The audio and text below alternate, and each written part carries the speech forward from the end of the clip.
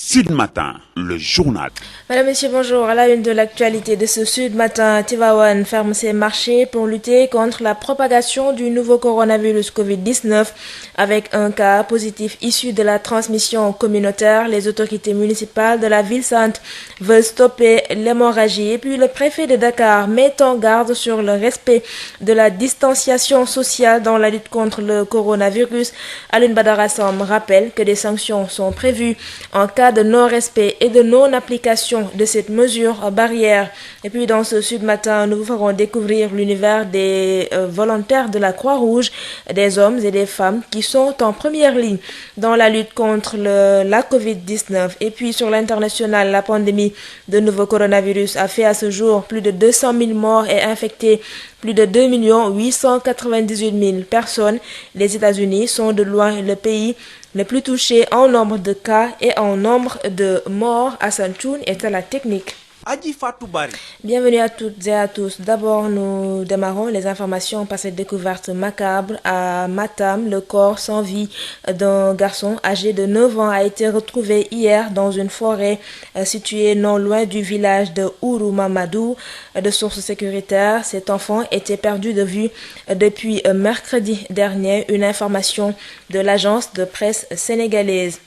Après le premier cas de Covid-19 enregistré à Tivaouane, les autorités municipales ont pris la décision de fermer les marchés, notamment celui de la friperie, un marché où exerçait le patient testé positif. Cependant, les Serigne Dara sont aussi appelés à retenir les talibés qui sont toujours dans les rues de la cité religieuse. Babacar Sow. Apparition du premier cas du Covid-19, un cas communautaire à Tivaouane. La cité religieuse prend les grandes mesures pour freiner le coronavirus avec la fermeture des lieux de commerce tour à tour, samedi, dimanche, lundi et mardi. La surveillance des entrées et sorties de Tivaouane au niveau du secteur des transports sera aussi beaucoup plus accentuée selon le préfet El Hadj Makan Beng. Le même dispositif pour le marché friperie où il a été signalé le passage du patient testé positif au Covid-19 à Tivaouane. El Hadj Makan Beng, le préfet du département de Tivaouane. Il a été décidé de procéder à la fermeture du marché appelé marché Boutas, là où il y a le centre commercial,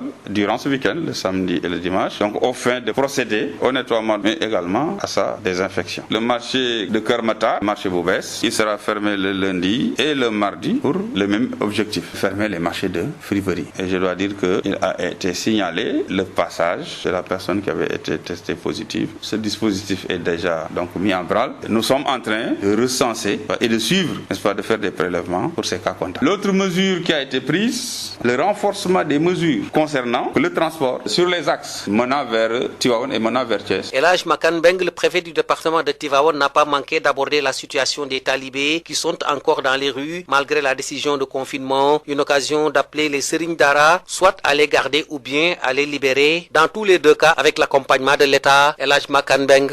Pour les maîtres coraniques qui accepteront, qui prendront la décision de faire retourner les enfants en famille, l'État les accompagnera. Maintenant, pour les autres qui choisiront de garder ces talibés, ils seront tenus de les confiner. À partir de maintenant, le contrôle à ce niveau. Tivaouane, Babacar Sow pour Sud FM. Babacar Sow. Et puis la distanciation sociale fait partie des mesures barrières recommandées par les autorités pour lutter contre la Covid-19. Toutefois, la difficulté se trouve dans les lieux où se font des rassemblements. C'est pourquoi le préfet de Dakar alerte des sanctions vont peser sur ceux qui ne respecteront pas cette mesure. Alioune Badara Samb ajoute que les forces de l'ordre seront déployées pour veiller au respect de cette mesure. Il est joint au téléphone par Birama Ndiaye. Effectivement, le respect de la distanciation sociale est déjà une mesure qui est prise, qui est préconisée. D'ailleurs, avant même qu'on ait à prendre l'arrêté obligeant ceux qui fréquentent certains lieux à porter le masque de protection. Bon, maintenant, le problème se pose véritablement dans les lieux de rassemblement. Je crois que c'est à travers la sensibilisation qu'on y arrivera. C'est petit à petit qu'on pourra effectivement faire en sorte que cette situation qui consiste à avoir des distances minimales entre les personnes soit effectivement respectée. De toute façon, la police ou la gendarmerie ont investi donc les lieux publics, vous constatez de vous-même que même pour le port du masque, des contrôles sont déroulés et à force de persuasion, mais également de sanctions, on finira effectivement par inculquer véritablement cette activité à tous les citoyens. Vous venez d'entendre le préfet de Dakar, Alioune Badara Somé, puis le ministre de l'Urbanisme, lui, a procédé hier à la supervision des opérations de nettoiement et de désinfection du quai de pêche de Hann et du marché central aux poissons. Une visite qui vise à faire la sensibilisation sur le coronavirus, mais aussi à appeler les populations à réfléchir sur le nouveau type de gestion de nos marchés. Abdou Karim Fofana, que nous écoutons au micro de Ismaïla Marcel Colli. À Hann Bel-Air, vous avez vu d'abord le travail qui avait été effectué avec l'accompagnement de l'Union européenne sur la restructuration urbaine. Toutes ces voies qui ont été créées dans des zones sablonneuses où les véhicules de collecte de déchets n'arrivaient pas. Le sens de cette visite, c'est d'encore faire le plaidoyer. Vous l'avez entendu cette semaine, le président de la République, sur les lieux à haut potentiel de fréquentation qui sont les nids de développement du coronavirus. Ce sont les marchés, ce sont les gares routières. Il faudrait que nos compatriotes prennent davantage conscience que le virus se propage au Sénégal et ce sont des lieux de commerce, ce sont des lieux de transport qui en sont un peu les écrins. Donc il nous faut davantage de vigilance, respecter les règles qui sont édictées par les autorités sanitaires. L'autre chose, c'est la politique de gestion des équipements marchands. Le président de la République l'a rappelé. Il faut un investissement massif dans les équipements marchands. Il faut changer de philosophie de gestion de nos équipements marchands. Il nous faut faire une révolution de nos équipements marchands. Donc ce qu'il faut, c'est ouvrir une discussion avec le ministère des collectivités territoriales, avec les maires, l'association des maires du Sénégal, les collectivités territoriales, afin de définir un nouveau type de gestion des marchés. Vous l'avez vu, nous sommes passés du marché de Bel-Air avec le maire qui se bat beaucoup avec les populations, les acteurs, mais vous avez tout de suite senti la différence ici au niveau du marché central aux poissons. Pourquoi? Parce que au niveau du ministère des Pêches, nous avons un gestionnaire de marché. Le marché central a un gestionnaire avec des équipes qui sont dédiées à cela, au nettoiement, à la gestion des recettes et autres. Et tous les marchés aujourd'hui méritent ce type de traitement. On ne peut plus continuer à gérer nos marchés comme ça se faisait il y a 20 ans ou 30 ans. C'est une activité dominante de notre économie. Il faut davantage d'organisation, de structuration. Donc il faut de l'investissement, mais ces investissements ne doivent pas être exclusivement le fait de l'État. Les marchés souvent sont sur une assiette foncière qui a une très forte valeur, donc il n'est pas difficile de monter des partenariats avec le privé, avec les investisseurs publics comme la CDC ou le FONSIS, de façon à révolutionner nos marchés et de les moderniser. L'autre chose, c'est l'exploitation des marchés, je l'ai dit tout à l'heure, avec l'exemple que nous avons vu ici, une direction, un gestionnaire de marché et non pas seulement des délégués de marché qui se rencontrent et qui décident d'un certain nombre de choses. Et c'est la raison pour laquelle nous félicitons Monsieur le ministre de la Pêche pour cette initiative très innovante de ce marché central au poisson qui peut être un exemple à dupliquer un peu partout au Sénégal dans tous les domaines. C'était donc le ministre de l'Urbanisme, du Logement et de l'Hygiène publique, Abdou Karim Fofana. Et puis, à Sédhiou, on se mobilise contre le nouveau coronavirus. Le comité de gestion des massifs forestiers des communes de l'Est de Sédhiou apporte ainsi son soutien en produits d'hygiène et de dispositifs de lavage des mains aux structures de santé de ce terroir. À cette occasion, les maires ont exhorté à la vigilance et au contrôle sanitaire pour prévenir toute contamination dans la région. Moussa Dramé. Ce comité intervillageois pour la gestion des massifs forestiers de Boussimbalo regroupe les communes rurales de Samekanta, Dianaba et Oudoukar dans l'est de Sédhiou. Conscients de la primauté de la santé sur toute activité sociale et professionnelle, les membres de ce comité ont apporté à ces collectivités territoriales et structures de santé des produits d'hygiène en guise de contribution à l'effort de guerre contre le nouveau coronavirus. Bakary Mané est l'animateur des forêts aménagées de Boussimbalo et de Diambati. Il s'agit de détergents, plus des lave-mains et du savon. Ces hygiène n'intervient que dans 3 collectivités territoriales qui sont Dianaba, Samekanta et Oudoukar. Mais il se trouvait qu'il y a certains producteurs de Dianamalari quand même qui sont gestionnaires de la forêt aménagée. Donc ils ont pu faire une ouverture pour au moins que le poste de Dianamalari aussi bénéficie effectivement de ça. Et ça permettra effectivement aux CVG de participer aussi à l'effort de lutte contre cette pandémie qui gangrène vraiment le monde entier. Au nom des bénéficiaires, le maire de Oudoukar, Sankou Sagnan, et président de l'association des maires du département de Sédhiou, se réjouit de ce geste et exhorte au respect des mesures barrières, tout comme la vigilance face à toute présence étrangère dans ce village. Sankou Sagnan. On ne demande pas à ce qu'on renvoie les autres, mais qu'on soit très vigilant. Quand quelqu'un vient, d'abord qu'il respecte d'abord les gestes barrières, mais en dehors des gestes barrières aussi, qu'on l'amène vers un centre de santé ou un poste de santé pour voir sa température. Vous avez eu le cas récent qu'il y a eu à Tivaouane, c'est des cas qui doivent nous servir de leçon. Le secrétaire général de ce comité, Malam Mané, a témoigné de tout l'engagement de leur structure à accompagner les initiatives de développement et de bien-être des populations. A signalé enfin que ces structures de gestion des forêts aménagées sont installées par le projet de gestion participative et durable des énergies renouvelables et de substitution appelé projet 2. Moussa Dramé Sédhiou, Sud FM. À Tambacounda également, un don d'un important lot de produits d'hygiène au centre de santé de Tambacounda a été offert par World Vision. L'ONG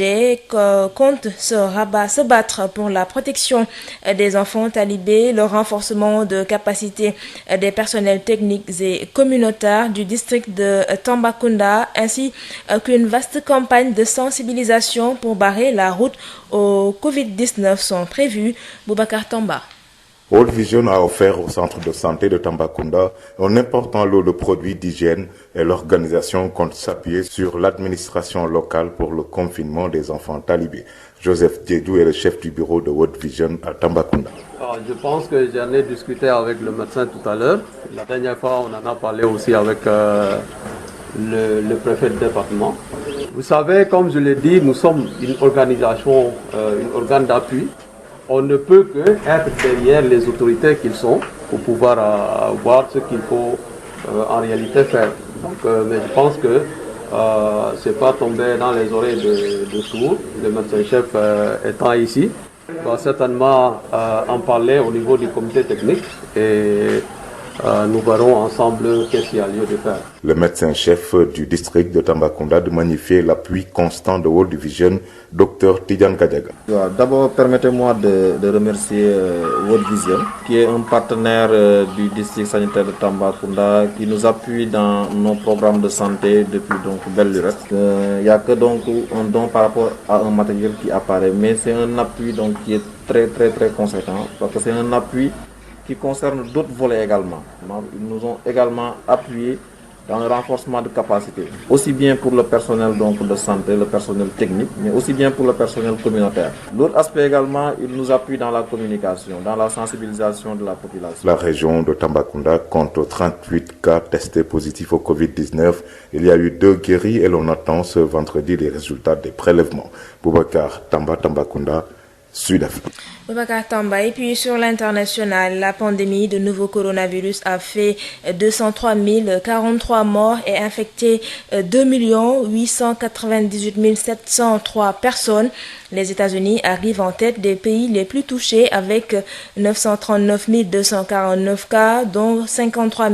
934 morts. Ils sont suivis de l'Espagne avec 22 902 morts et de l'Italie avec 26 384 morts. Et puis en Allemagne, des heurts ont éclaté hier à Berlin, dans le centre de Berlin, la capitale, où des policiers en tenue anti-émeute à plusieurs dizaines de personnes protestant contre le confinement mis en place pour lutter contre la propagation du nouveau coronavirus. C'est la fin de ce journal. Dans moins de 2 minutes, retrouvez El Hadj Malick Ndiaye pour le journal en Wolof. Merci de nous avoir suivis. Très bonne journée à toutes et à tous. jërë ngeen jëf mbokku déglukat yi asalaamaaleykum juróom-ñaari waxtu moom mooy soo ko jot ci suba si fas nañ ko faram-fàccee bokk ci Tivaouane nag mi war a tëj ay marché ngir rek lu xeex ak wàllu coronavirus bi ginnaaw bi nga xamee ne kat am na koo xam ne am na wopp du coronavirus nag ci dëkk bu sell bu di Tivaouane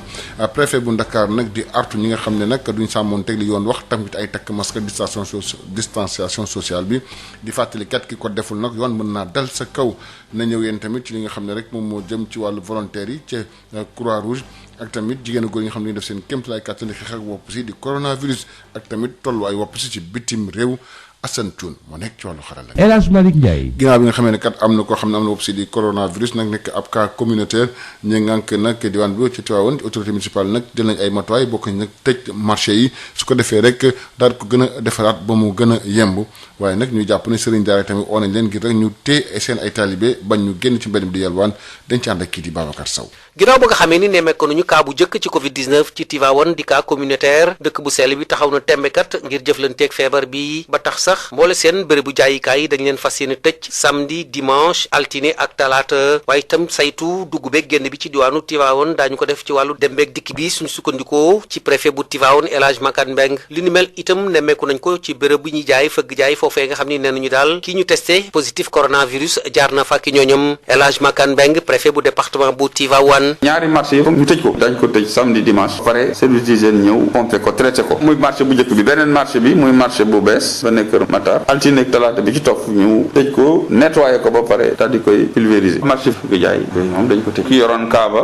jaar na fa moom ak ñamu àndaloon ñàkkul am na ñu nekkoon foofu xëy na ñu doon liggéeyal pour ñëw egsi ba Mexe wala ba Médina ak yooyu doog a ñëw Tivaouane ñenn ñi tamit di contourner pour jéem a jaar côté Thiès am na sax ñoo xam ne dañu signalé dañuy jël ci train bi mais ñoo ñëpp ñu ngi leen di surveiller te dañuy gën a yokk mesures yi te daan yi ci war ci yoon wax ko dinañ ko def. El Hadj Makan Mbeng saytuwaat lépp loo xam ne jëm na ci wàllum taalib yi nga xamee ni nemmeeku nañu jamono ji ci dëkkub Tivaouane ñu ngi ci mbedd yi ba léegi donte sax waxoon nañu dañ leen di denc loole tax na sax ba muy ñaan sëriñ daara yi téye leen ci biir jàngukaay yi wala mu bàyyi leen loole yépp nguurug Sénégal fas yéene leen ci gunge. El Hadj Makan Mbeng préfet bu département bu Tivaouane. sëriñ daara yi ko itteewoo yi ko bëgg bu fekkee ni téye xale yi dana jafe ci ñoom ñu nangu état accompagner leen ñu delloo leen seen kër ñu toog fa ku koy def daal nga def ko de façon volontaire pour ñu mën a def la réinsertion familiale ki nga xam ne nag moom dafa jël option wu téye taalibe dañ leen di ñaax tamit ñu téye leen ñu bañ leen bàyyi ñuy génn ci mbedd bi ndaxte bu ñu génnee rek dañuy nekk en danger te bu ci benn ndongo jàppee virus bi mën na ko wàll ñeneen ñi wàll ko sëriñ daara beeg yëpp loolu gënul ñu ñaax leen rek ñu defe ko noonu moo tax it danañ gën a surveiller taalibe yi ñu nekk ci mbedd yi bu ñu leen gisee ñu delloo leen ci daara yi ñu nekk ba pare ñaax sëriñ daara yi tamit ñu jël matuwaay pour que loolu bañ a ci am. Tivaouane Babacar Sow doon jokkoo ak yéen pour Sud FM. Babacar Sow ba tey ci wàllu xibaar ñu wax ci distanciation sociale bi nga xam ne nag bokk na ci li nga xam ne mooy matuwaay ñu war a njëkk a jël ngir xeex wopp si di Covid 19 maanaam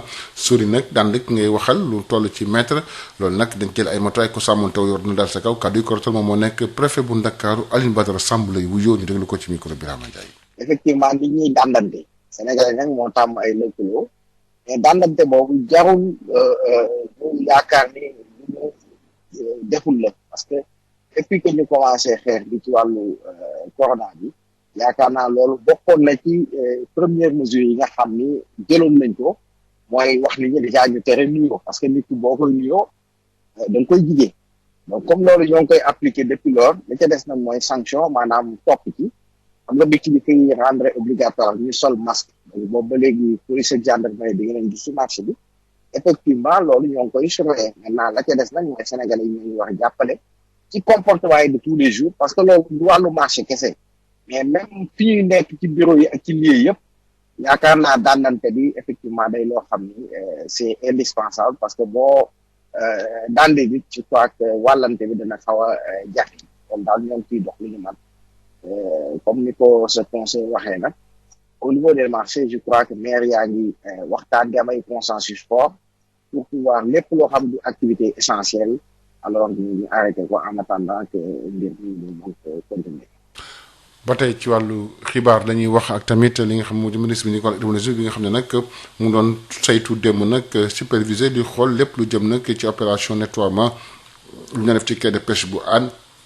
ak tamit marché central au poisson ñu jóge ci loolu kii di Abdou Karim Fofana mu indi ci leeral di ministre bi di wàllu ci micro Ismaïla Marcel Coly. maa ngi dikk fii tey ci ñaari marché bi njëkk mooy marché Hann Bel-Air bi ci topp mooy marché central au poisson bi nga xam ne moo nekk fii ci Pikine ànd ak monsieur le ministre Alioune Ndoye mi nga xam ne moom moo yor napp gi ànd ak directeur marché central préfet de Pikine dalal ñu ànd ak monsieur le maire de Pikine Ablaye Timbo li nga xamante ne nag moom moo ñu taxoon a jóg mooy xool ndigal yi nga xam ne moom le président joxe ci wàllu mbas mi nga xam ne moo lëmbee dëkk bi nga xam ne foo dem rek tey marché yi ñiy tëj nañ ñii seen yëngu koom-koom wàññeeku na waaye li gën a am solo mooy ndax ñafane ñi ngi respecté ñi ngi dëppoog digle yi nga xam ne moom la kilifa yi digle ci wàllu wér-gu-yaram ci wàllu moytu te loolu gis nañ ni ñu ngi koy def gis nañ ne marché yi ñi ngi ubbi heure di wàcc heure ñi ngi sàkk bés boo xam ne moom la ñuy tëj pour nettoyer waaye booy dugg tamit comme fii niñ ko gisee ci marché central poisson dinañ la sensibiliser jox la xibaar yi jox la nga raxasu fàttali li nga xamante ne moom mooy farata leneen li nag mooy président de la République dafa am yéene bu mag ci marché yi ndaxte xam ngeen ne suñu mbokk mbokk yu bëri ci Sénégal ci wàllu commerce ci wàllu yàqantu jënd ak jaay la ñuy yëngatu mu ne nag dafa bëgg marché yi ñu moderniser ko modernisation marché boobu nag dafa laaj xaalis bu bëri ay investissement yenn marché yi ñu toj leen defal ko waaye nag alhamdulilah suñu marché yi boo ci gis rek suuf si am na valeur boo xam ne tey war nañ mën a def partenariat public privé ba nga xam ne état da koy organiser waaye privé yi ñooy dugal xaalis ministère de l'hygiène publique ak ministre mi nga xam ne moo yor tamit construction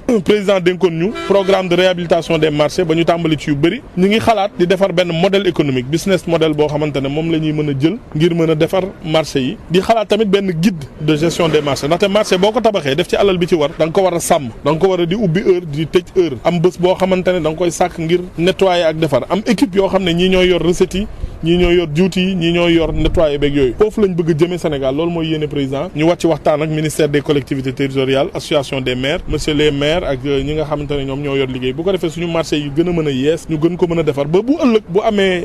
jafe-jafe wala ay mbas wala feebar yu mel ni bu ñëwee dootuñu tiitati ci marché loolu moo tax maa ngi gërëm nag liggéey bu rafet bi ñu fi fekk fii ñu ñëw ci marché central au poisson ministère de la pêche am na doxalin bu yees bu rafet boo xamante ne defe naa ne ñun ñëpp war nañ ci jàng mooy marché dafa war a am kilifa am koo xam ne moo yor baat bi di ubbi di tëj di digle di tere loolu lañ am fii moo tax gis ngeen ni mu setee ñu ciy féliciter monsieur le ministre Alioune Ndoye di féliciter directeur bi Abou Mbaye ci liggéey bu rafet bi te di ñaan yeneen marché yëpp ñu roy ci doxalin bi.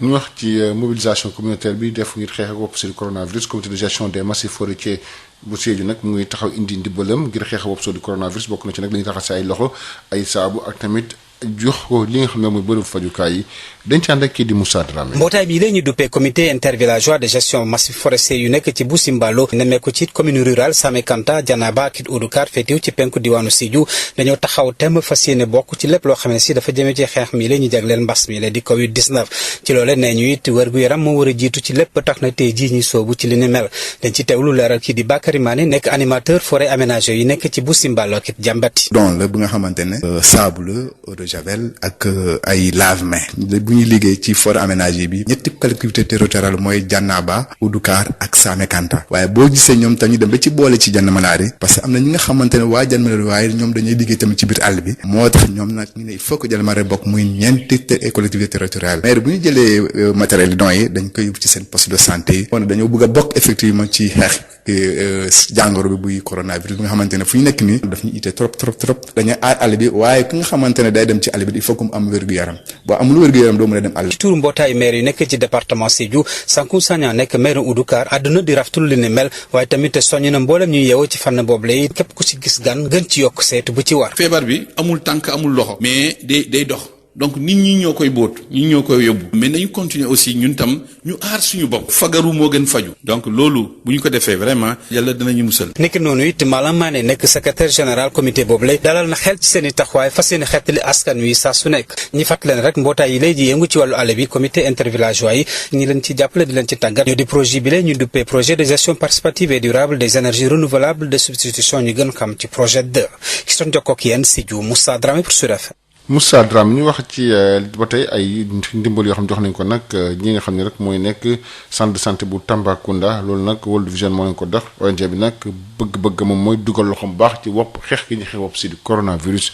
dañ ci ànd ak kii di Boubacar Tamba. këru liggéeykaay bi di World Vision may na centre de santé bu Tambacounda ay jumtuwaay ci wàllu set ak setal bëgg bootu ci kilifa yi fi nekk ngir fexe ba taalibe yi bañ a tambambaalu ak mbas mi lëmbee àdduna. Diatta Kane mooy point focal riposte Covid fii ci Tambacounda. waaw xam nga bu nee World Vision na xaleen fi mu ne nii ñu ngi def benn liggéey boo xam ne lépp loo xam ne ci taalibe fii ci région Tamba danañ ko saytu xool nag nan koy doxalee ba nga xam ne ñooñu danañ leen mën a dimbali. ba jël leen en charge ba nga xam ni feebar bi du leen dal xeex ndax tamit xale yi moom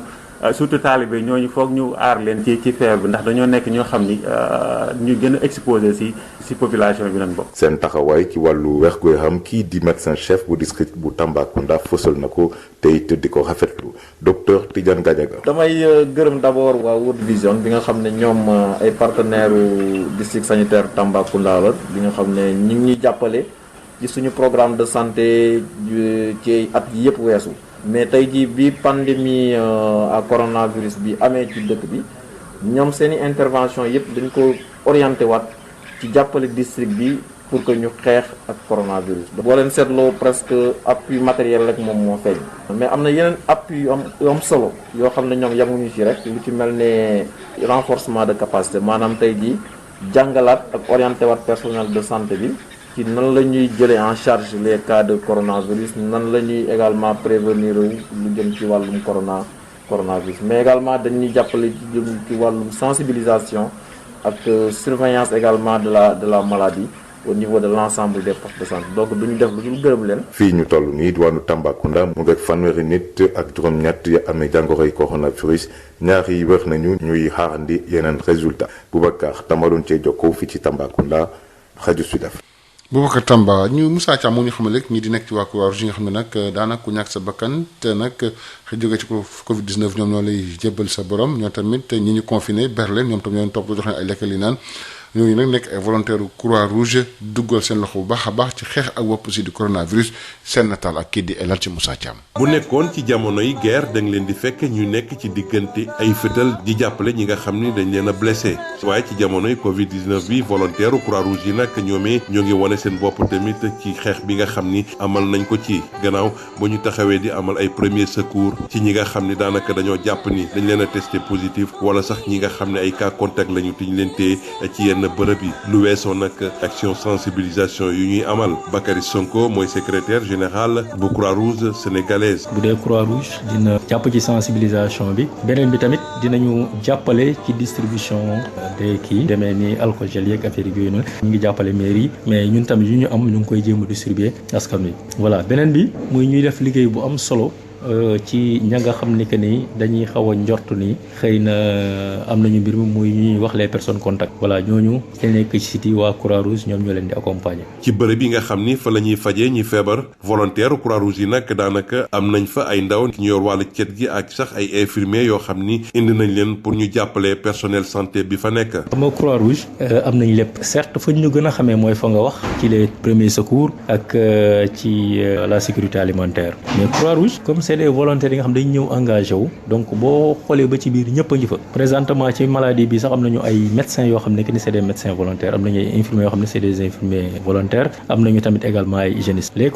volontaires de la Croix-Rouge dañ leen di faral di former bu fekkente ne am na loo xam ne que ni moom moo am moo tax ci wàllu mi dinañ def sensibilisation dañ leen former mais boo demoon ci site de prise en charge yi ñi nga xam ne que ni ñoom ñoo assurer nettoyage yeeg affaire yi yëpp yi nga xam ne que ni ña ko am fa la ñu nekk waa Croix-Rouge ñoom ñoo koy def ndax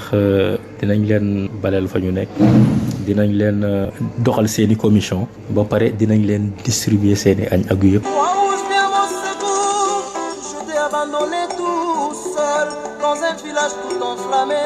léeg-léeg sax ñoomee dañuy ami jafe-jafe nag ngir matal seen liggéey ndaxte ñàkkum masque wala sax gant bi nga xam ni moom la ñu war a aaroo seen bopp balaa ñuy gën a exposé wu ci kanam ñi nga xam ni dañoo njort ñi dañoo amee feebar. Momar Diagne président Croix-Rouge bu Tëngéej waaye tamit di responsable site confinement bu Diamniadio ak bu Lac Rose. liggéey bu exposé la mais xam nga nit bu gëmee dara bëgg ko bon pour man doo am loo ci xalaata parce que ay volontaires yoo xam ne ñoom dañ ko gëm bëgg ko te ñu jusqu'à présent amuñu luñ ci lu dul satisfaction lañ ciy def quoi exposé la parce que nekk ay malade bon vraiment nekk ak ñoom contact chaque fois yaay dem yaa leen di dimbali yaa leen jox nekk bu duñu lekkee yaa koy andi seen chambre yow yaa koy nettoyer yëpp bon xam nga loolu liggéey risque la mais motivation bi nga ci am mooy satisfaction bi ngay diggalee doomu aadama yi te moom Croix-Rouge sénégalaise def na loolu mooy rôle am donc aider la population du Sénégal ba lépp bépp catastrophe bu am fii ñoom dañuy taxaw sur place quoi loolu moom waaw bon jumtukaay moom du mat mais nit lu mu yor rek moom lay mën a liggéey parce que ñun loolu lañ ñu jàngal ñu ne même soo amul matériel improvise toi pour que nga protéger wu quoi. ngir wane ni rek ñoomee bokk nañ tamit ci ñi nga xam ni daanaka dañoo sumb lool ci feebar bi Croix-Rouge rek bokk na ci ñi nga xam ni daanaka sax ñooy rob ñi faatu ci Covid 19 bi loolee ki ko xam ne di Iba Anne bi nga xam ne nag moo di président Croix-Rouge bu département bu Pikine tamit yor site confinement bu nekk ca Mbao. ñun dañ ci am ay responsabilités yu bari dañuy sensibiliser di gérer ay centres de confinement ba pare ku ci ñi gaañu ñu ñoo leen di rob parce que dañoo jàng ni ñu koy robee rob bi dafa am ni ñu koy defee donc ñun rek ñoo ko mën def ak service d'hygiène ak force de l'ordre yi métti na liggéey métti la mais ñu ngi koy def nag parce que dañ ko war a def parce que suñu liggéey la ñun ñoo ko opté bu ñu gënoon am ay moyens dinañu mën a yombal liggéey bi parce que ñu ngi koy def xëy na les moyens vont suivre mais pour le moment nous le faisons difficilement.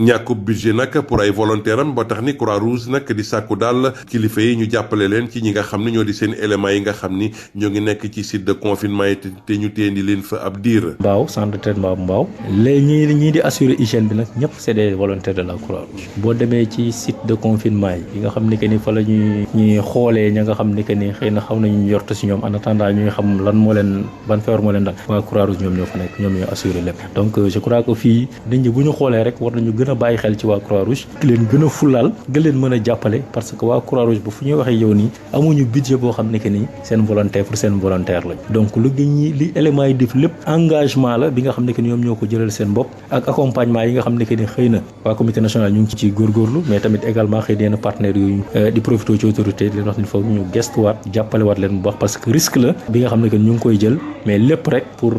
jàppale askan wi pour jàppale ña nga xam ne que ni dañu nekk di ci liggéey. Croix-Rouge sénégalaise nag bokk nañu amal opération bu yaatu jëmale ko ci sensibilisation bi ci Covid-19 bi loolee rek ngir wàññi li nga xam ni nag moo di cas communautaire yi nga xam ni commencé na di law waaye nag ñoomee dañoo amee jafe-jafe jëmale ko ci ay jumtukaay Iba Anne moo koy xamle. parce que xëy na ni waa Croix-Rouge mën a sensibiliser du ñëpp ko man ñun dañ koo jàng man ko xam ko donc surtout jamono bi ñu cas communautaire les maires de commune d'arrondissement de Dakar à Rufisque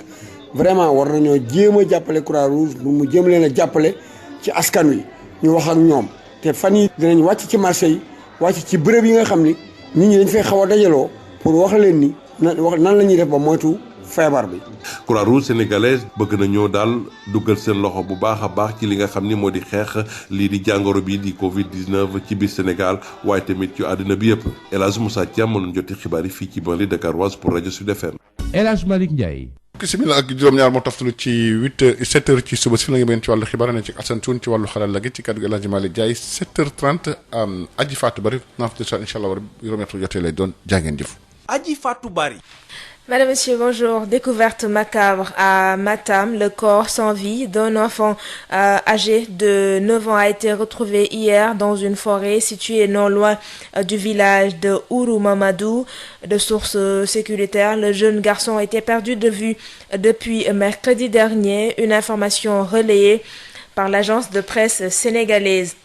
La distanciation sociale fait partie des mesures édictées par les autorités sanitaires pour lutter contre le coronavirus. Cependant, son applicabilité dans les lieux de rassemblement pose toujours problème.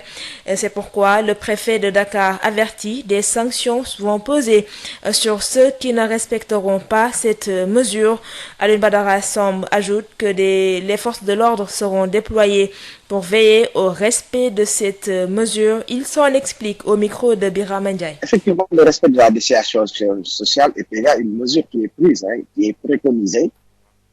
D'ailleurs, avant même qu'on ait à prendre l'arrêté obligeant ceux qui fréquentent certains lieux à porter le masque de protection. Bon, maintenant, le problème se pose véritablement dans les lieux de rassemblement. Je crois que c'est à travers la sensibilisation qu'on y arrivera. C'est petit à petit qu'on pourra effectivement faire en sorte que cette situation qui consiste à avoir des distances minimales entre les personnes soit effectivement respectée. De toute façon, la police ou la gendarmerie ont investi donc les lieux publics. Vous constatez de vous-même que même pour le port du masque, des contrôles sont déroulés. Et à force de persuasion, mais également de sanctions, on finira effectivement par inculquer véritablement cette activité et appeler ça. Vous venez d'entendre le préfet de Dakar, Alioune Badara Samb, qui était au téléphone avec Birama Ndiaye. Et puis le ministre de l'Urbanisme, lui, a procédé hier à la supervision des opérations de nettoiement et de désinfection du quai de pêche de Hann et du marché central aux poissons. Une visite au cours de laquelle il a profité. Le ministre a saisi cette occasion pour sensibiliser sur sur le coronavirus, mais aussi pousser les populations à réfléchir sur le nouveau type de gestion de nos marchés. Abdou Karim Fofana est au micro de Ismaël Marcel Kodi. À Hann Bel-Air, vous avez vu d'abord le travail qui avait été effectué avec l'accompagnement de l'Union européenne sur la restructuration urbaine. Toutes ces voies qui ont été créées dans des zones sablonneuses où les véhicules de collecte de déchets n'arrivaient pas. Le sens de cette visite, c'est d'encore faire le plaidoyer. Vous l'avez entendu cette semaine, le président de la République sur les lieux à haut potentiel de fréquentation qui sont les nids de développement du coronavirus. Ce sont les marchés, ce sont les gares routières. Il faudrait que nos compatriotes prennent davantage conscience que le virus se propage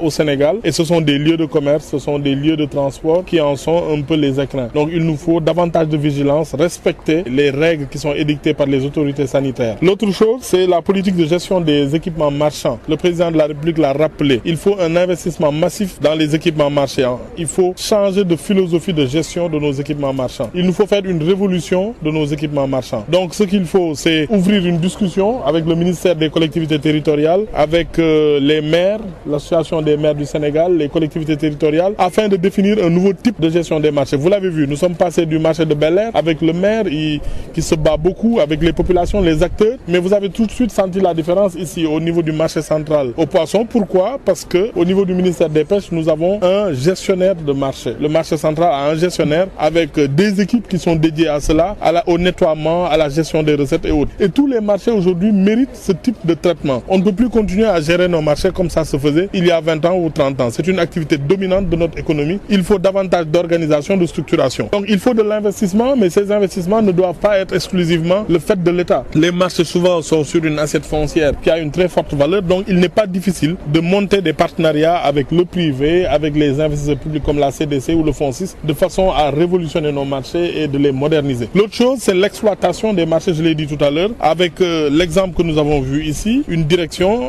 gestionnaire de marché et non pas seulement des délégués de marché qui se rencontrent et qui décident d'un certain nombre de choses. Et c'est la raison pour laquelle nous félicitons Monsieur le ministre de la Pêche pour cette initiative très innovante de ce marché central au poisson qui peut être un exemple à dupliquer un peu partout au Sénégal dans tous les domaines. C'était donc Abdou Karim Fofana, ministre de l'Urbanisme, du Logement et de l'Hygiène publique. Après le premier cas testé positif au virus Covid-19 à Tivaouane, les autorités municipales ont pris la décision de fermer les marchés, notamment celui de la friperie, lieu de passage du patient testé positif. Cependant, les Serigne Dara sont appelés à retenir les talibés qui sont toujours dans les rues de la cité religieuse. Babacar Sow.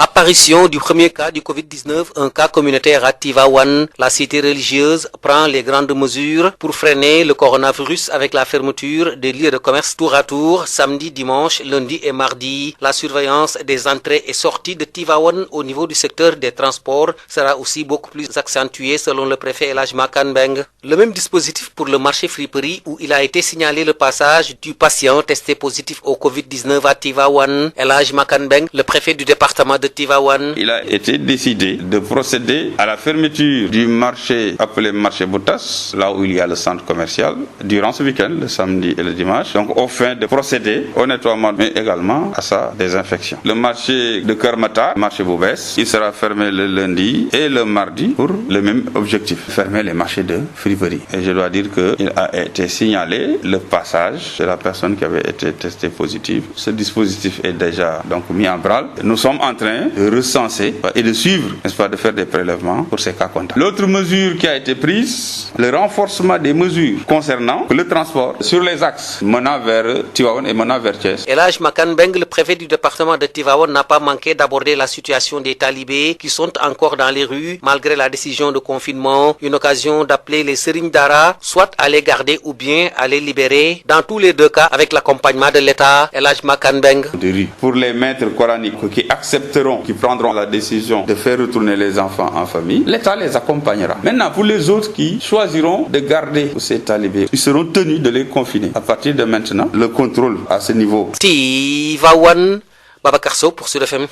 Zoom à présent sur le travail des volontaires de la Croix-Rouge en ce temps de coronavirus. Ces bénévoles qui enterrent les victimes de Covid-19 s'assurent également de l'hygiène, du ravitaillement des malades de coronavirus et sujets confinés, entre autres tâches dans les sites de confinement et les sites de prise en charge. La Croix-Rouge plaide aussi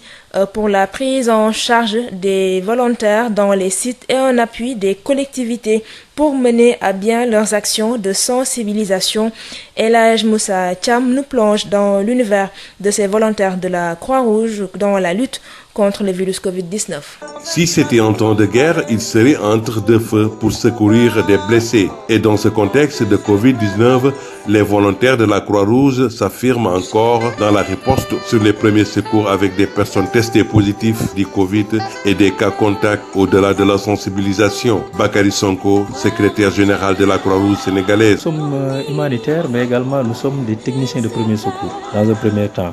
nous avons des éléments, des volontaires qui sont liés également à leurs tâches. Et à chaque fois, des actions à mener, nous essayons de faire de sorte que former nos éléments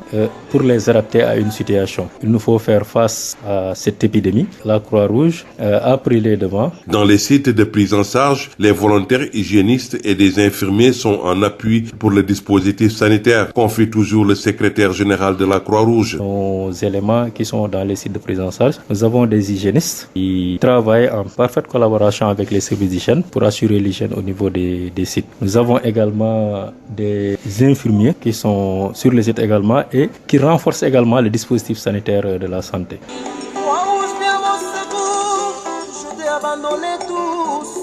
Et dans les sites de confinement, les volontaires de la Croix-Rouge aident les sujets confinés à faire leur commission. Entre autres tâches, renseignement Mardiagne, président de la Croix-Rouge du département de Rufisque, est responsable des sites de confinement de Diamniadio et de Lac Rose. Tout ce qui est ravitaillement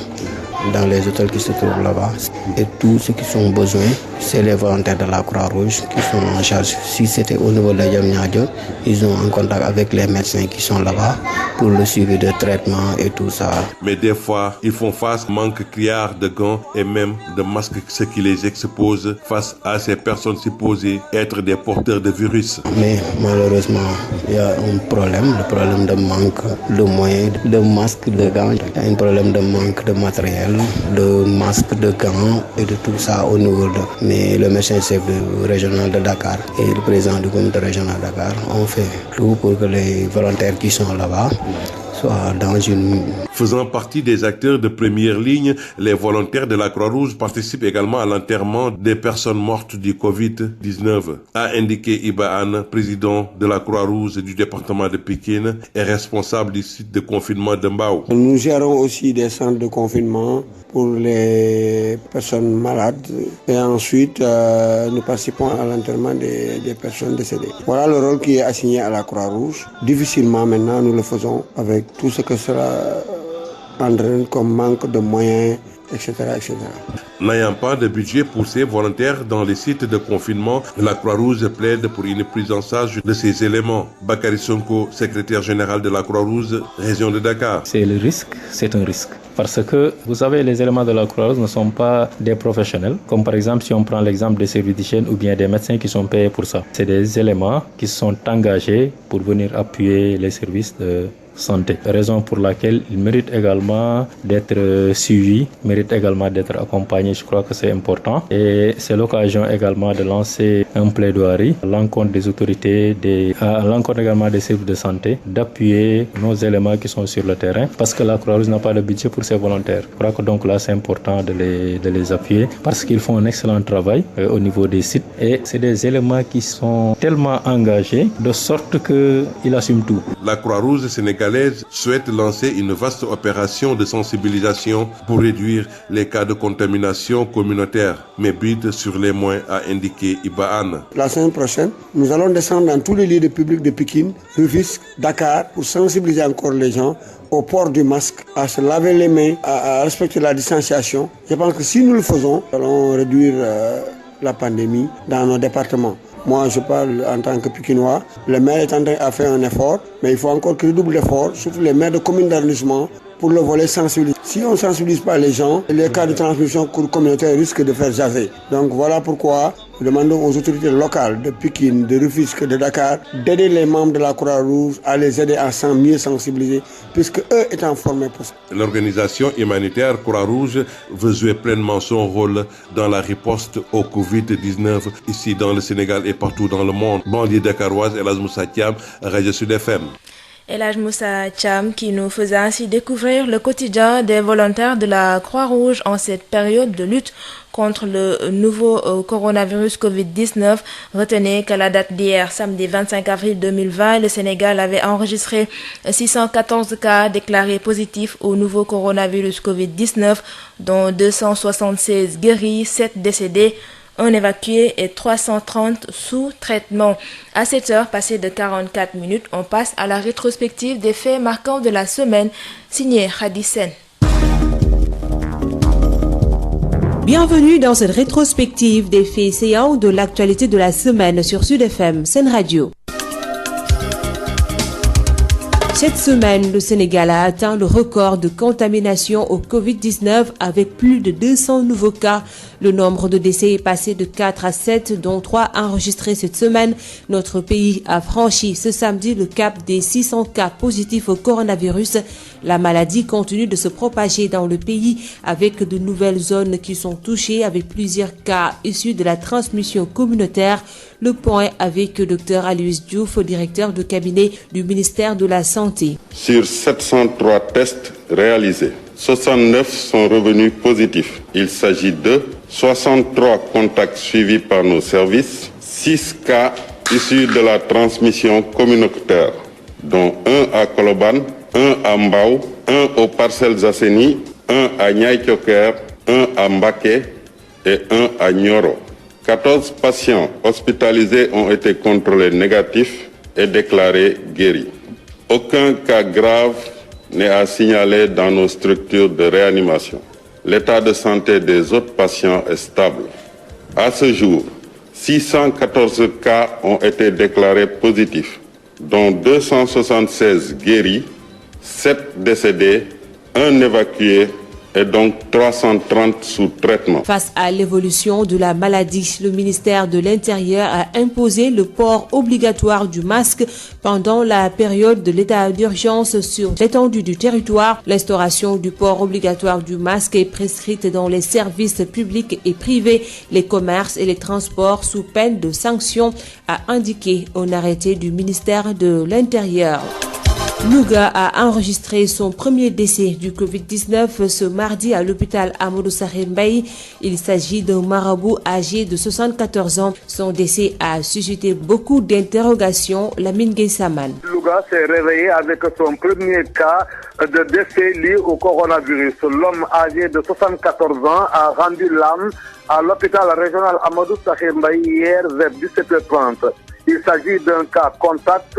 l'information livrée à la presse par le comité régional de gestion des épidémies s'arrête là. Mais il faut toutefois signaler que cette annonce a soulevé moult commentaires depuis ce matin dans la capitale du Ndiambour et les raisons sont multiples. Le défunt ne faisait ni partie de la liste des cas contacts suivis, ni de la liste des 239 personnes encore en quarantaine. Malade, il s'est rendu hier matin à l'hôpital en urgence, plus précisément, après consultation, il a été admis en médecine où il rendra l'âme. Donc, il n'est pas décédé dans le centre de traitement du Covid-19 aménagé dans les locaux de l'hôpital régional Amadou Sakhir Mbaye et géré directement par le médecin chef de région et non par le directeur de la principale structure sanitaire de la région. Selon toujours nos sources très proches de l'hôpital régional Amadou Sakhir Mbaye, des prélèvements ont été effectués sur la victime, des prélèvements envoyés hier à Dakar et les résultats étaient attendus aujourd'hui.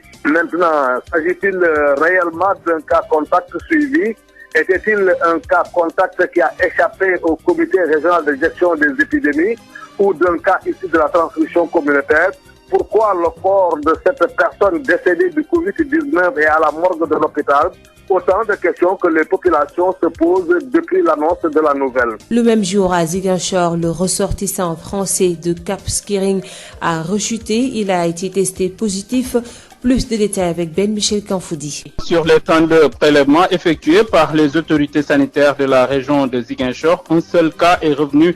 positif ce mercredi. Il s'agit du ressortissant français qui a quitté il y a une semaine le centre de traitement de l'hôpital régional de Ziguinchor. Ce Français résident dans la cité balnéaire du Cap Skirring a rechuté selon une source médicale qui a donné l'information. La source indique d'ailleurs que le patient qui avait été déclaré et guéri a retrouvé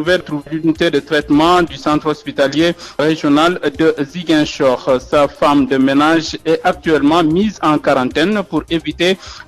tout risque de propagation de la pandémie dans la commune de Djembérin. Âgé de 68 ans, ce ressortissant français qui est arrivé au Sénégal le 17 mars en provenance de Paris a été déclaré positif la première fois le 22 mars avant d'être transféré le lendemain au centre hospitalier régional de Ziguinchor. Cette rechute donc le ramène à la case de départ où il va retrouver les 11 autres patients qui sont actuellement sous traitement à l'unité de traitement du centre hospitalier régional de Ziguinchor. Le président de la République a nommé mercredi les membres du comité de suivi de la mise en œuvre des opérations du Fonds Force Covid-19. Le comité dirigé par le général François Ndiaye compte aussi représentants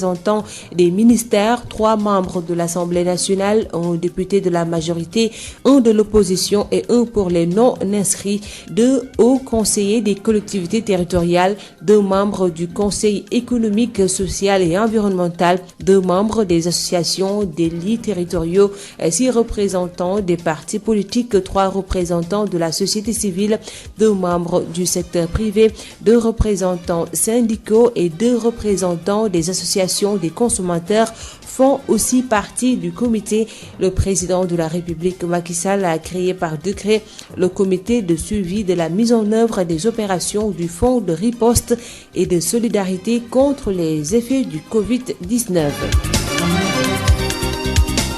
Et puis terminons par ce parfum scandale. La Sénélec, les syndicats exigent la rupture du contrat avec Akilee. Ils évoquent un contrat signé en catimini, une nébuleuse qui fait fi de tous les principes en matière de bonne gouvernance. Écoutons à ce propos le secrétaire général du SUDETEN, Hassan Ba. Le contrat Akilee a fait couler beaucoup d'encre et de salive et a suscité beaucoup d'interrogations. C'est pourquoi depuis des mois, le SUDETEN, le syndicat unique et démocratique des travailleurs de l'énergie, Sénélec, que je dirige, a fait des investigations pour connaître les tenants et les aboutissants du contrat. Aujourd'hui, à travers le document présenté, nous pouvons enfin se prononcer sans erreur sur ce dit contrat, tant sur l'aspect juridique financier que technique, qui ne profite nullement à Sénélec. Ce que nous avons noté, c'est qu'Akilee a purement présenté une profession de foi, des intentions,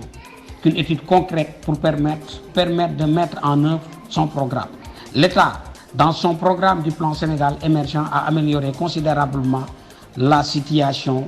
pratiquement de Sénélec, a permis l'accès universel à l'électricité. C'est ce moment qu'on choisit pratiquement les lobbies pour tenter de faire main basse sur les acquis obtenus. Ce contrat n'est point bénéfique pour la clientèle ni aux travailleurs de Sénélec. Nous demandons à l'État de mener une enquête pour avoir toutes les informations pour prendre la bonne décision. Nous demandons aux Sénégalais vraiment d'essayer de connaître à travers ce document qui est mis à leur portée pour connaître tout sur Akilee. C'en est tout, chers auditeurs, pour ce rappel des faits qui ont marqué l'actualité de la semaine sur Sud FM. Merci de l'avoir suivi. Adji Fatou Bari. À 7h passées de 52 minutes, c'est la fin de ce journal. À 8h, retrouvez El Hadj Malick Ndiaye pour le journal en Wolof. Merci de nous avoir suivis. Très bonne journée à toutes et à tous. El Hadj Malick Ndiaye. asalaamaaleykum mbokk déglukat yi xibaar yi bokk na ci nag lii nag di ab xale boo xam ne amul juróom-ñetti at la donc dañ ko fekk nag ñàkk bakkanam ca forêt fële nga xam moom nekk ca Wuro nekk ca Matam loolu nag xibaar boobu agence de presse sénégalaise ñoom ñoo ko joxe. ñu wax ci wàllu wopp si di coronavirus ak tamit distanciation sociale maanaam mooy dal di nit nag lu toll ci mètre loolu nag denc ak tamit raxas suñu loxo loolu ak takk masque loolu dañ jël ci ay matuwaay kàddu yu ko sama nekk préfet bu Ndakaaru Aline Badara Samb ñu déglu ko mu indi ci ay leeral ci micro Birama Ndiaye. effectivement li ñuy dàndante Sénégalais nag moo tàmm ay lëkkaloo mais dàndante boobu jarul ñu yaakaar ni ñu deful la parce que depuis que ñu commencé xeex bi ci wàllu corona bi yaakaar naa loolu bokkoon na ci première mesure yi nga xam ni jëloon nañ ko mooy wax nit ñi déjà ñu tere nuyoo parce que nit ki boo koy nuyoo da nga koy jigee donc comme loolu ñoo ngi koy appliquer depuis lors li ca des nag mooy sanction maanaam topp ci xam nga bi ci di koy rendre obligatoire ñu sol masque donc boobu ba léegi police ak gendarmerie di ngeen gis ci marché bi effectivement loolu ñoo ngi koy surveiller maintenant la ca des nag mooy Sénégalais yi ñoo wax jàppale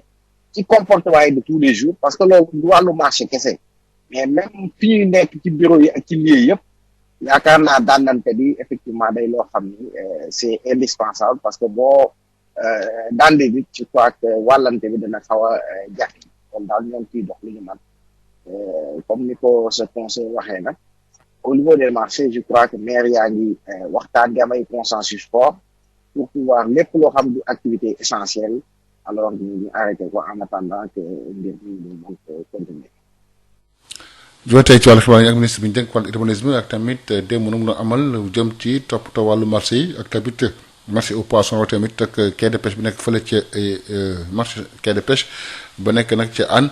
jiitu kii di Abdou Karim Fofana ministre bi ci micro Ismaïla Marcel Koli. maa ngi dikk fii tey ci ñaari marché bi njëkk mooy marché Hann Bel-Air bi ci topp mooy marché central au poisson bi nga xam ne moo nekk fii ci Pikine ànd ak monsieur le ministre Alioune Ndoye mi nga xam ne moom moo yor napp gi ànd ak directeur marché central préfet de Pikine dalal ñu ànd ak monsieur le maire de Pikine Ablaye Timbo li nga xamante ne nag moom moo ñu taxoon a jóg mooy xool ndigal yi nga xam ne moom le président joxe ci wàllu mbas mi nga xam ne moo lëmbee dëkk bi nga xam ne foo dem rek tey marché yi ñii tëj nañ ñii seen yëngu koom-koom wàññeeku na waaye li gën a am solo mooy ndax ñafane ñi ngi respecté ñi ngi dëppoog digle yi nga xam ne moom la kilifa yi digle ci wàllu wér-gu-yaram ci wàllu moytu te loolu gis nañ ni ñu ngi koy def gis nañ ne marché yi ñi ngi ubbi heure di wàcc heure ñi ngi sàkk bés boo xam ne moom la ñuy tëj pour nettoyer waaye booy dugg tamit comme fii ni ñu ko gisee ci marché central poisson dinañ la sensibiliser jox la xibaar yi jox la nga raxasu fàttali li nga xamante ne moom mooy farata leneen li nag mooy président de la république dafa am yéene bu mag ci marché yi ndaxte xam ngeen ne suñu mbokk yu bëri ci Sénégal ci wàllu commerce ci wàllu yàqantu jënd ak jaay la ñuy yëngatu mu ne nag dafa bëgg marché yi ñu moderniser ko modernisation marché boobu nag dafa laaj xaalis bu bëri ay investissement yenn marché yi ñu toj leen defal ko waaye nag alhamdulilah suñu marché yi boo ci gis rek suuf si am na valeur boo xam ne tey war nañ mën a def partenariat public privé ba nga xam ne état da koy organiser waaye privé yi ñooy dugal xaalis ministère de l'hygiène publique ak ministre mi nga xam ne moo yor tamit construction président dénkoon ñu programme de réhabilitation des marchés ba ñu tàmbali ci yu bëri ñu ngi xalaat di defar benn modèle économique business model boo xamante ne moom la ñuy mën a jël ngir mën a defar marché yi di xalaat tamit benn guide de gestion des marchés ndaxte marché boo ko tabaxee def ci alal bi ci war da nga ko war a sàmm da nga ko war a di ubbi heure di tëj heure am bés boo xamante ne da nga koy sàkk ngir nettoyer ak defar am équipe yoo xam ne ñii ñooy yor recette yi ñii ñooy yor duty yi ñii ñooy yor nettoyer beeg yooyu foofu lañ bëgg a jëmee Sénégal loolu mooy yéene président ñu wàcc waxtaan ak ministère des collectivités territoriales association des maires monsieur les maires ak ñi nga xamante ne ñoom ñoo yor liggéey bu ko defee suñu marché yi gën a mën a yees ñu gën ko mën a defar ba bu ëllëg bu amee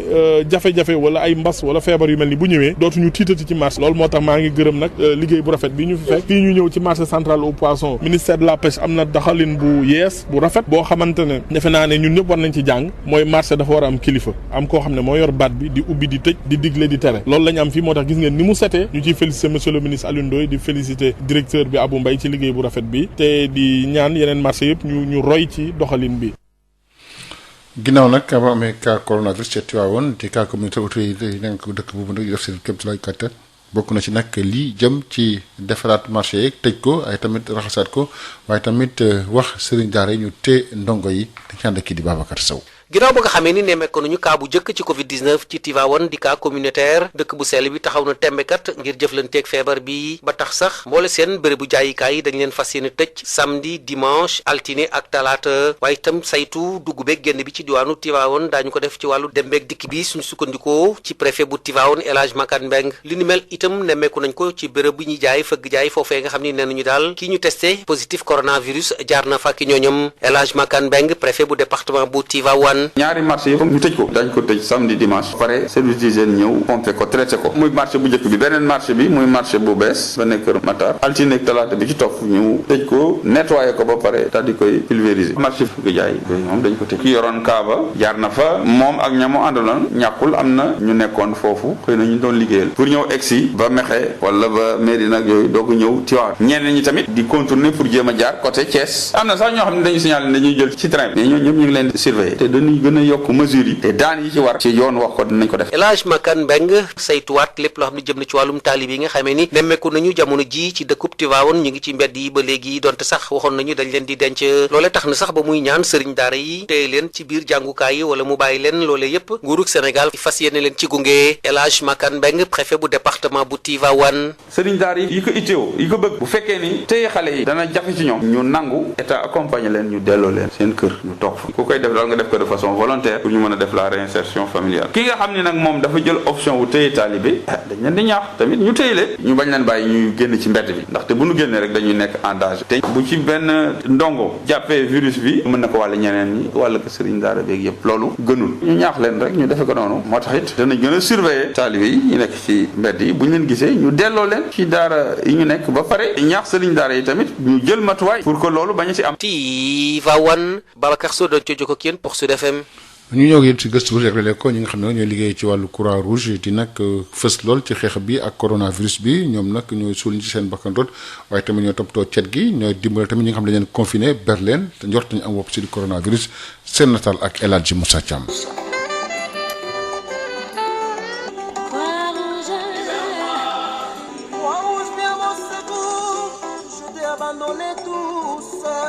bu nekkoon ci jamonoy guerre da nga leen di fekk ñu nekk ci diggante ay fetal di jàppale ñi nga xam ni dañ leen a blessé waaye ci jamonoy Covid 19 bi volontaire croix rouge yi nag ñoomee ñoo ngi wane seen bopp tamit ci xeex bi nga xam ni amal nañ ko ci gannaaw ba ñu taxawee di amal ay premier secours ci ñi nga xam ni daanaka dañoo jàpp ni dañ leen a testé positif wala sax ñi nga xam ne ay cas contact lañu te ñu leen téye ci yenn bërëb yi lu weesoo nag action sensibilisation yu ñuy amal Bakary Sonko mooy secrétaire général bu croix rouge sénégalaise. bu dee croix rouge dina jàpp ci sensibilisation bi beneen bi tamit dinañu jàppale ci distribution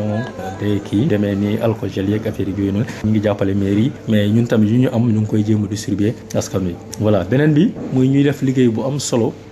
ci ña nga xam ni que ni dañuy xaw a njort ni xëy na am nañu mbir mi muy ñuy wax les personnes contact voilà ñooñu te nekk ci site waa croix rouge ñoom ñoo leen di accompagner. ci bërëb yi nga xam ni fa la ñuy fajee ñi feebar volontaire croix rouge yi nag daanaka am nañ fa ay ndaw ñu yor wàllu cet gi ak sax ay infirmiers yoo xam ni indi nañ leen pour ñu jàppale personnel santé bi fa nekk. xam nga croix rouge am nañ lépp certes fa ñu gën a xamee mooy fa nga wax ci les premiers secours ak ci la sécurité alimentaire mais croix rouge comme c'est des volontaires yi nga xam dañ ñëw engagé wu donc boo xoolee ba ci biir ñëpp a ngi fa présentement ci maladie bi sax am nañu ay médecins yoo xam ne que ni c'est des médecins volontaires am nañu ay infirmiers yoo xam ne c'est des infirmiers volontaires am nañu tamit également ay hygiénistes les volontaires de la Croix-Rouge dañ leen di faral di former bu fekkente ne am na loo xam ne que ni moom moo am moo tax ci wàllu mi dinañ def sensibilisation dañ leen former mais boo demoon ci site de prise en charge yi ñi nga xam ne que ni ñoom ñoo assurer nettoyage yeeg affaire yi yëpp yi nga xam ne que ni ña ko am fa la ñu nekk waa Croix-Rouge ñoom ñoo koy def ndax dinañ leen baleel fa ñu nekk dinañ leen doxal seeni commission ba pare dinañ leen distribuer seeni añ ak yu yëpp.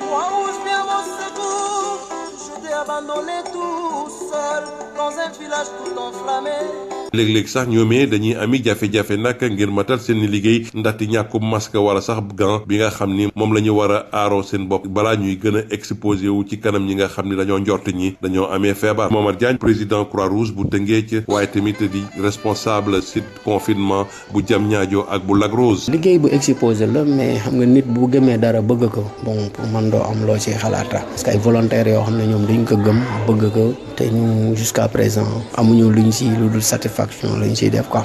exposé la parce que nekk ay malade bon vraiment nekk ak ñoom contact chaque fois yaay dem yaa leen di dimbali yaa leen jox nekk bu duñu lekkee yaa koy andi seen chambre yow yaa koy nettoyer yëpp bon xam nga loolu liggéey risque la mais motivation bi nga ci am mooy satisfaction bi ngay diggalee doomu aadama yi te moom Croix-Rouge sénégalaise def naa loolu mooy rôle am donc aider la population du Sénégal ba lépp bépp catastrophe bu am fii ñoom dañuy taxaw sur place quoi loolu moom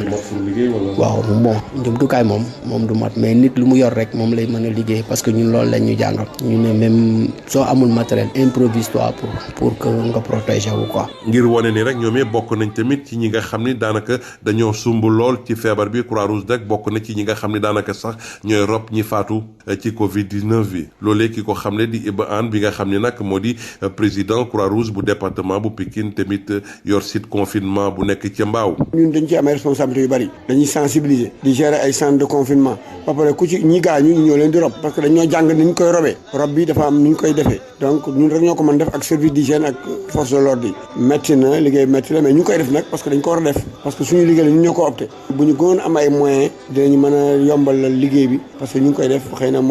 les moyens vont suivre mais pour le moment nous le faisons difficilement.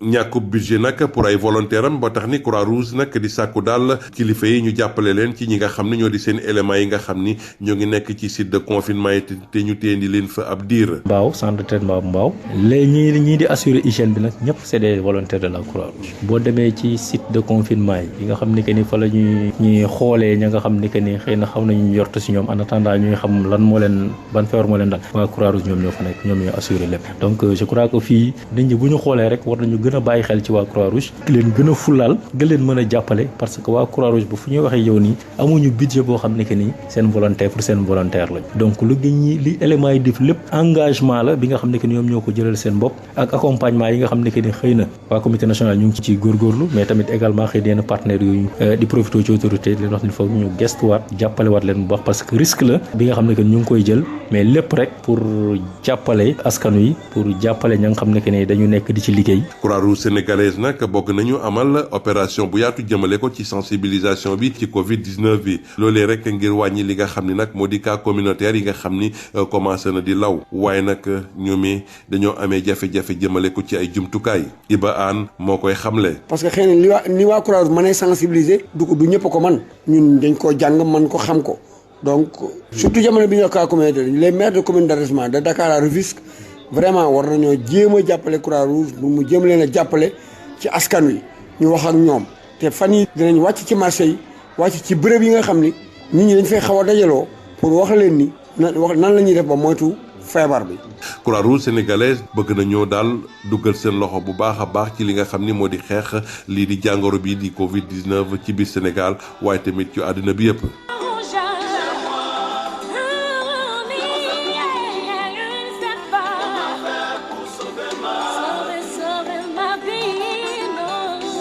El Hadj Moussa Thiam mënoon joti xibaar yi fii ci banlieue dakaroise pour rajo Sud FM. jërëjëf El Hadj Moussa Thiam ñëw yéen ci wàllu rétro bi ak Soxna Khady Sène. dal leen ak jàmm mbokk yi ci xibaar yu gën a fës ci ay bés yi ñu nekk ci Sud FM seen rajo.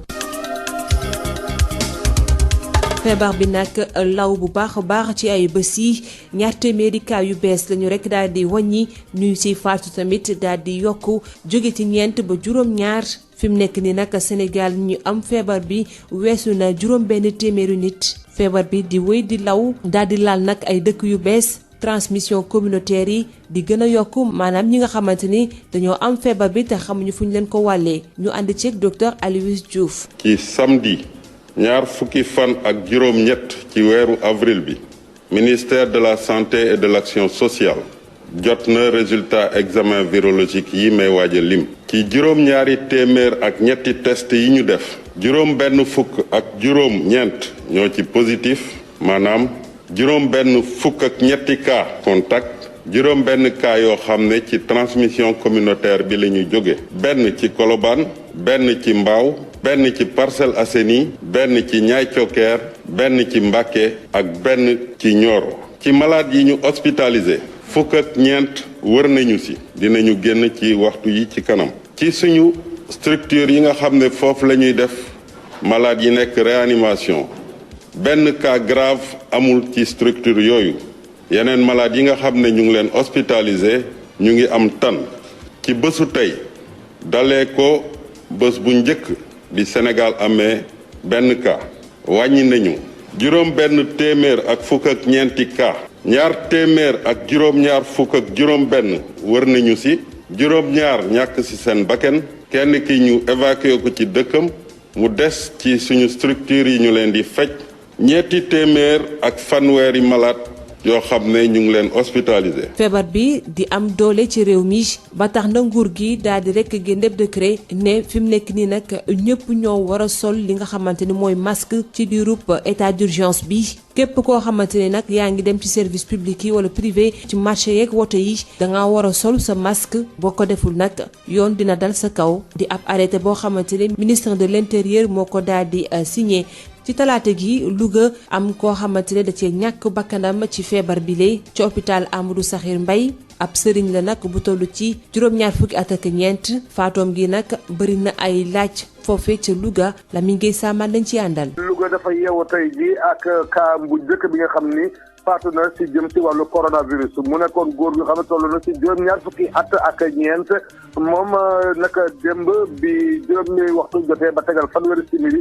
di la faatu moom nag wax nañu ni cas contact la muy xibaar yi nga xam ni moom la comité bi saytu lépp lu jëm si wàllu mbas mi jox taskati xibaar yi foofu la yem waaye si gëstu daal ba nga xamee ni mbir mi am wax nañ ko si biir mu siiw si biir Louga ak léegi coow li bari na lool te li ko waral itam moom mooy rek ni ki nga xam ne moom moo faatu moom bokkul woon si liste bi nga xam ni fa la ñuy doon gis daal kaaw contact yi nga xam ni moom la région médicale doon toppatoo wala boog moom la comité bi doon toppatoo bokkul woon itam si liste 200 ak fanweer ak juróom-ñeenti nit yi nga xam ni ñoom duñ leen beroon di saytu seen wér-gu-yaram waa ji yi nga xam ne nag moom moo faatu toll si juróom-ñaar fukki at ak ñeent dëkk démb si la dem si moom si boppam si hôpital jaar na urgence ba ñu defal ko fa sax ay consultation ñu doog ko yóbbu fi nga xam mooy médecine fa la mujj faatoo mu mel ne bokk li wër ba wër mooy mi ngi faatoo si biir hôpital bi nag waaye nekkul woon si centre bi nga xam moom la ñu aménagé woon di fa saytu ñëpp ñi nga xam rek ñoom ñoo am lii di feebar boobu leneen li nga xam ne itam mën nañ ko see wax mooy wax nañu ni bu eggee si hôpital bi jot nañu def ay prélèvement yooyu sax ñu yónnee woon ko Ndakaaru résultat yi tey jii lañ ko doon xaar. ci bés boobee tamit sa Ziguinchor doomu français bi nga xamante ne moo dëkkoon ca Cap Skirring te amoon feebar bi di coronavirus ñu faj ko ba mu wér moom la ñu daal di testé waat mu daal di amaat feebar bi dañ ciy ànd ak benn Michel Kanfou di ci ay leeral. ci fanweer ak ñaari nit yi nga xamante ni def nañu ci ñoom ay prélèvement fii ci diwaanu Ziguinchor kenn képp moo ci daal di dellu si positif ci alarba ji mu nekk nag benn ressortissant français bi nga xamante ni moom sax ay bés bi ñu jógee ne la génn ci centre de traitement bu centre hospitalier régional bu Ziguinchor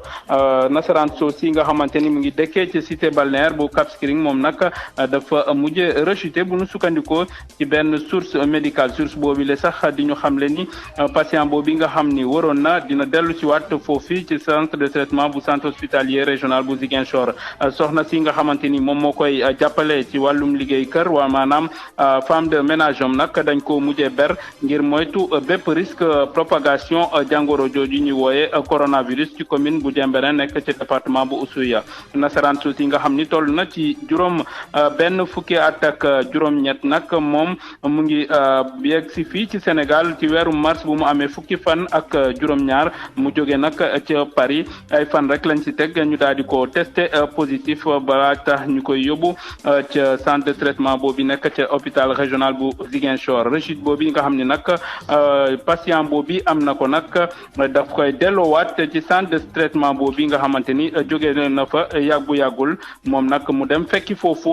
fukk ak benn nit yi nga xamante ni ñu ngi leen di faj foofee ci centre de traitement bu centre hospitalier régional bu Ziguinchor. président de la république Macky Sall daal dinay rek tabb àllarba gi ñi nga xamante ne ñoo war a sekk comité de suivi ngir rek ñu doxal opération Fonds Force Covid-19 comité boobu nga xamante ne général François Ndiaye moo ko jiite mën nañ ci wàññi juróom-benn ñoo xamante ne dañoo jógee ci ministères yi ñetti membre assemblée nationale ñaari haut conseiller collectivité territoriale ñaari membre yu conseil économique social et environnemental am na it ñaari membre yu association élus territoriaux yi ak juróom-benn représentant yu jógee ci parti politique yi ñett jógee ci société civile yeneen ñaar yoo xamante ne ci secteur privé bi la ñu jógee ñaar yu association consommateurs yi ñoom ñëpp bokk nañu ci bile comité président Macky Sall nag daal dinay taxawal comité de suivi bi ci ab décret ngir rek ñu doxal lépp loo xamante ne fond bi ñu teg ngir rek mu dimbali ñi nga xamante ne seen loxo jotu seen ginnaaw te ñu loru ci bile feebar di Covid-19. ñu jeexalee ak coow li am ca Senelec syndicat yi nag ñoom bëgg rek Senelec daal di dakkal contrat bi nga xamante ni amal na ko ak Akilee ñoom nag ne nañ contrat boobee dara leeru ci marché yaa ma neex lañ ko daal di defee dañ ci ànd ak Assane Ba mooy secrétaire général bu SUDETEN ci micro bi Rama Ndiaye. si yëpp lu ñuy gis si contrat bi bu ñu ko saytoo lu ñu gis mooy contrat bi amul fenn fu mu ameel njariñ muy askan bi laa njëkki parce que Senelec askan bi moo ko moom ak tamit clientèle bi ak tamit muy travailleur ñu nag loolu moo tax ñu xar suñu tàng tubé wax tey képp ku liir xam na lii lu ñuy def mooy laaj na liggéey bu am solo la ñuy def Sénégalais bu nekk mën na ko liir su ko liiree dina xam lan moo nekk dëgg si ak weer contrat Akilee ñu nag leen la état bi lépp lu mu waroon def si Senelec def na gis ngeen si ñetti at yi Senelec fu ko état bi jëlee si programme plan Sénégal émergent def na mu defar ko bu baax a baax a baax Senelec fu mu jógee sori na tey nag ñun mënuñu nangu Sénégalais fu ñu nekk di ñaxtu di bëgg courant bi ñu wàññi ko ay nit di bëgg ñëw parce que Senelec tàmbale na baax ñu bëgg ñu bëgg ñëw séddu Senelec loolu nag suñu ngor may ñu ko loolu duñ ko nangu mukk loolu si loolu nag lañu ne état bi tey contrat Akilee bi nañ ko saytu ñoom ñu def si enquête pour xam lan moo nekk dëgg-dëgg si contrat bi su boobaa dañu jël décision bu ñu war a jël ñun de tey suñu sañoon ñun suñu syndicat bi lu ñu gis mooy de tappale bu mag a mag lañu def foofu amul dara lu ñuy ñëw lu ñu indil Senelec ak lu ñu indil pratiquement Sénégalais tey nag si loolu ñoo ngi ñaan ñu fexe contrat bi ñu suspendre ko mooy lu ñu waa ilaa ñu fexe ñu annulé ko pour que ñu mën a def benn appel d'offre nga xam ñu ubbil ko ñëpp. mbokk yi lii lañ leen fi andiloon ci xibaar yu gën a fës ci ay bés yu ñu nekk ci Sud FM seen rajo jàngeen jëf. El Hadj Malick Ndiaye. ñaar fukki simili ak ñaar moo toflu si 8h ci suba fi la ngeen ci wàllu xibaar ñu nekk Assane Thioune ci wàllu xarala kaddu El Hadj Malick Ndiaye jàngeen jëf.